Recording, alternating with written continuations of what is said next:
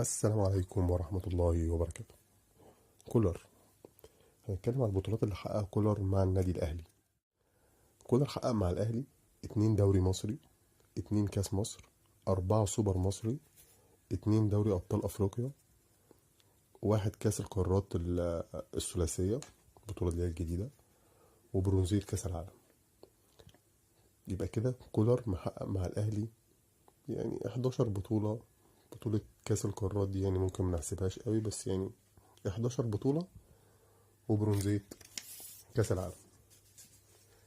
كولر لم يهزم في الإقصائيات في بطولة دوري أبطال أفريقيا، لم يهزم يعني. حتى هو خرج الموسم ده، بس خرج يعني باللي هي أفضلية الهدف خارج الديار.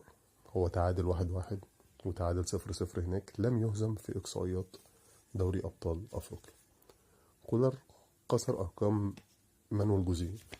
كولر هو أكتر مدرب كسب ماتشات في كأس العالم للأندية.